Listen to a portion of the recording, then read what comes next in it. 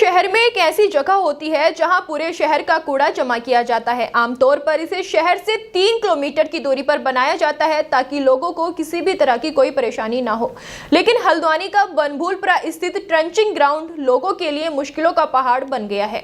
कहीं ना कहीं इसको नगर निगम की लापरवाही माना जा रहा है। कई तरह की परेशानियां इस ट्रंचिंग ग्राउंड को लेकर देखी जा रही हैं। इसी मुद्दे को लेकर हमारे एबीपी न्यूज के संवाददाता मुकेश सक्सेना ट्रंचिंग ग्राउंड पहुंचे और एक खास रिपोर्ट इस पर आप लोगों के लिए तैयार की है। देखिए ये रिपोर्ट। हम खड़े हल्द्वानी के बनभूलपुरा क्षेत्र ट्रंचिंग ग्राउंड के पास। आप देख सकते हैं किस तरह से ट्रंचिंग ग्राउंड को लेकर आज हमारे एक सोशल वर्कर जो यहाँ से निर्दलीय प्रत्याशी मेयर के दावेदारी कर रहे हैं, दीप चंद्र पांडे, वो मौजूद है मेरे साथ। उनका कहना है कि ट्रंचिंग ग्राउंड नगर निगम की बड़ी लापरवाही का एक सवाल है। उसको लेकर हम इससे बात करेंगे। हेमचंद पांडे जो जनता के लिए आज निर्दलीय प्रत्याशी के दावेदार कर रहे हैं हल्द्वानी नगर निगम से। दीप पांडे मेरा नाम। एक बार सर यहाँ पर घुमाइएगा। ये जो दिख रहा है धुआं, ये जितना भी है ना, ये जो हवा के बहाव से अपने शहर की तरफ जा रहा है। तो कायदे से ये जो ट्रेंचिंग ग्राउंड होते हैं, यहाँ पर देखिएगा, ये बनभूलपुरा का एरिया है बैक साइड, और ये साइड आपका गौजा जाली जाएगा। तो ये आपसे हार्डली कितना 200 मीटर की डिस्टेंस में भी नहीं है, और ऊपर से यहाँ से रेलवे लाइन जा रही है। तो मैं ये आपको बता सकता हूँ, अगर एरियल व्यू के तरह से देखा जाए तो ये अपना नगर निगम खुद ही क्या कहते हैं, ट्रेंचिंग ग्राउंड के 3 किलोमीटर के दायरे के अंदर आता है। जो कि कोई भी ट्रेंचिंग ग्राउंड होता है वो 3 किलोमीटर शहर से दूर है, तभी उसको कुछ फ़ायदा है, क्योंकि इससे कितनी जहरीले गैसें निकलती हैं, गंदगी निकलती है, जो कि minimum as per the norms ये 3 किलोमीटर दूर रहना चाहिए। और कायदे से अगर आप देखेंगे तो ये खाली एक डंप किया हुआ है। आप आसपास कोई जाएगा यहाँ से कम किलोमीटर, ये जो कचरा बाहर फैला हुआ है, ऐसा फैला रहना भी नहीं चाहिए कायदे से। तो इसका प्रोसेस होता है, जो कि हमारे कमिश्नर लोग, नगर निगम के लोग अगर करना चाहें तो ज़रूर होगा, क्योंकि यहाँ से इसको थोड़ा और दूर करना है, इसको 3 किलोमीटर दूर। और उसको इसका प्रोसेस है, एक लाइन पहले क्ले लगेगी 2 mm की, उसके बाद एक पॉलीथीन शीट लगती है, उसके बाद 2 mm का फिर एक सैंड का, मतलब मट्टी की आपके पास क्या बोलते हैं, बिछाई जाती है। उसके बाद इसको डंप किया जाता है ये कचरे को। तो और ये डंप करने के बाद ऐसा नहीं है कि खुला छोड़ दिया इसको, फिर जब काम ख़त्म होता है शाम के टाइम पे तो इसको हल्का ढका जाया जाता है, जो कि टेक्निकली पॉसिबल नहीं है, बट जितना हो सके इसको हम ढकें तो ज़्यादा बेहतर रहेगा।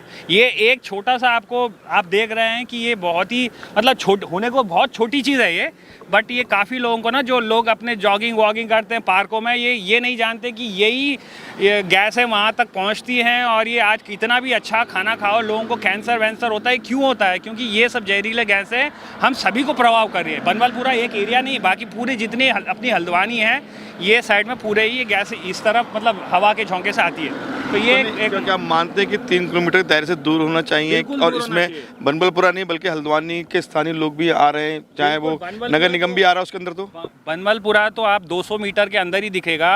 अगर आप एरियल व्यू से जाएं तो आपका नगर निगम, हमारा जो नगर निगम है हल्द्वानी का, वो भी शायद मेरे हिसाब से 3 किलोमीटर के रेंज के अंदर है, जो कि बहुत ही डेंजरस है। तो ये तो मेरी बिल्कुल अपील रहेगी कमिश्नर, ये म्यूनसिपल कमिश्नर से, कि ये यहाँ से हटाया जाए और इसका प्रबंध किया जाए जल्द से जल्द, नहीं तो ये सारे हल्द्वानी वासियों के लिए बहुत ही खतरनाक साबित हो सकता है।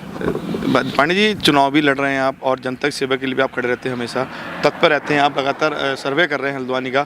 तो आपने और इसके अलावा हल्द्वानी में ट्रंचिंग ग्राउंड के अलावा और क्या कमी हल्द्वानी देखी है अभी आपने? एक नगर निगम का नॉर्मल मुद्दा बताता हूँ आपको। अगर रोड चलते देखेंगे आप, एक सांड दिखेगा आपको, कॉलोनी में कई सारे कुत्ते दिखेंगे, जो कि अगर बैल लड़ते हैं तो कई लोगों की मौतें हो जाती हैं। कुत्ता धोबी वाला प्रेस करने आता है, उसको काट लेता है। तो ये सब छोटी चीज़ें हैं, अगर इसके ऊपर थोड़ा सा भी काम किया जाए तो बहुत सारी चीज़ें सॉल्व हो सकती हैं। तो मानते कहीं ना कहीं जो हल्द्वानी नगर निगम में ही रहे तो विफल भी होते दिखाई दे रहे हैं, लेकिन फिर भी लोग उन्हें चुनती हैं, उसकी वजह?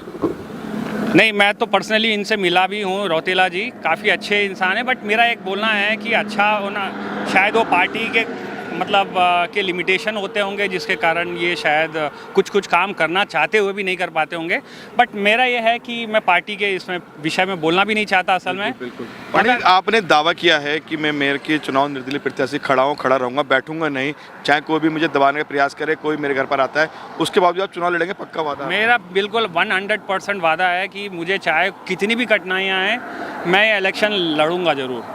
अगर पार्टी अब घर पे आती है आपको समझाने के लिए, फिर पार्टी आए नहीं आए, मेरा मुद्दा कुछ और है। मुझे कोई नाम वाम वैसे कमाना नहीं है। जब मैं 1.5-2 साल से जब मैं खुद ही जूझ रहा हूँ, किसी ना किसी को तो आगे बढ़ना पड़ेगा।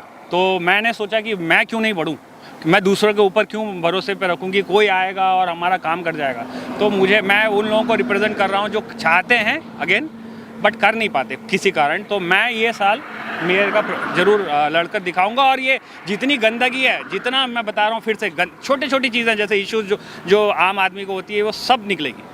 पंडित जी, एक आखिरी सवाल और है। चुनाव अभी सांसद का चुनाव, उसके बाद तुरंत ही निकाय चुनाव आ जाएगा और आप लगातार हर वार्ड का सर्वे कर रहे हैं, आप जगह जगह घूम भी रहे हैं, लोगों की समस्या भी जान रहे हैं। अगर आपने जो जिनसे समस्या का समाधान लोगों का पूरा किया, तो क्या आप आने वाले चुनाव में मेयर के दावेदारी प्रमुख रूप से तैयार भी आपने कर ली है कि आपने रणनीति तय कर ली है, तो आगे रणनीति इस चुनाव के लिए क्या रहेगी आपकी?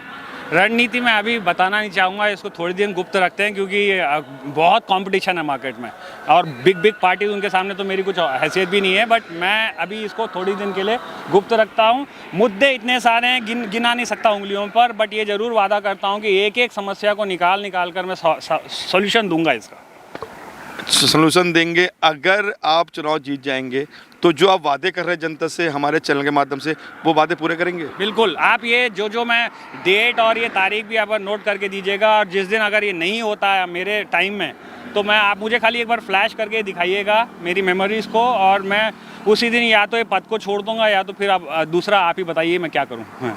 बिल्कुल, जैसे दीपचंद पांडे ने साफ कहा है कि अगर मैं जनता चुनेगी, मैं जनता से जो वादे हमारे एबीपी के माध्यम से कर रहे हैं, वो वादे हमेशा पूरे करेंगे। अगर वादे पूरे नहीं करता हूँ तो मैं इस्तीफा दे भी सकता हूँ।